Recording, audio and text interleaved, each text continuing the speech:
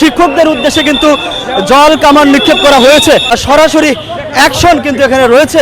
জল কামানের মধ্যেও কিন্তু অনেক শিক্ষক একেবারে রাস্তায় বসে আছে এবং এই জল কামানের ফলেও কিন্তু আমরা দেখছি যে শিক্ষকরা কিন্তু রাস্তায় একেবারে বসে আছে এবং কিছু শিক্ষক কিন্তু দৌড় দিতে বাধ্য হয়েছেন।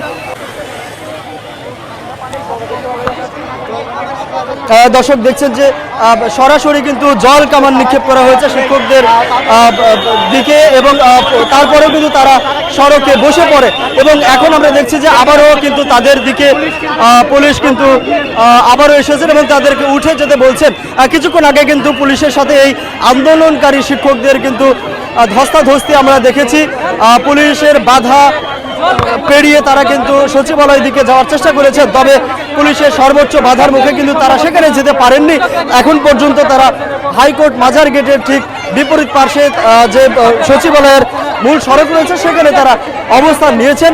কিছুক্ষণ আগে আমরা যেমনটি দেখেছি যে পুলিশের সাথে শিক্ষকদের সামনের সারিতে যারা ছিলেন তাদের সাথে বেশ ধস্তাধস্তি হয়, হাতাহাতির ঘটনা আমরা দেখেছি এবং একটা পর্যায়ে পুলিশ কিন্তু ধাওয়া দিয়েছেন। ধাওয়ার মুখে কিন্তু সামনের সারিতে থাকা বিশাল একটি অংশ শিক্ষকদের তারা কিন্তু প্রেস ক্লাব দিকে এক কথায় এই সড়ক থেকে দৌড়ে পালাতে বাধ্য হয় এবং এরপরে কিন্তু শিক্ষকদের বিশাল একটি অংশ এখানে থেকে যায় এবং এর কিছুক্ষণ পরে আমরা দেখেছি জল কামান নিক্ষেপ করে পুলিশ এবং জল কামানের মধ্যেও আমরা দেখেছি শিক্ষকরা কিন্তু এই সড়কে বসে পড়েছেন এবং জল কামানের মুখে কিন্তু তারা সরে যাননি।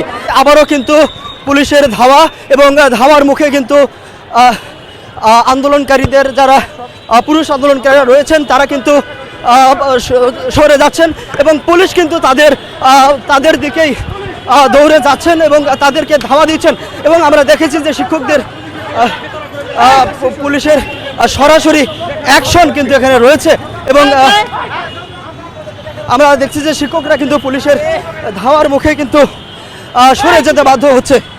এরপরেও কিন্তু এখনো পর্যন্ত সড়কে রয়েছে যারা আন্দোলনকারী শিক্ষকরা, বিশেষ করে নারী শিক্ষক যারা রয়েছেন আন্দোলনকারী তারা কিন্তু এখনো পর্যন্ত রয়েছে, তবে পুলিশ কিন্তু তাদের অবস্থানে রয়েছেন এবং সড়কে অবস্থান করে রেখেছেন যারা আন্দোলনকারী শিক্ষকরা রয়েছেন। রাহাত রূপান্তর, কালবেলা।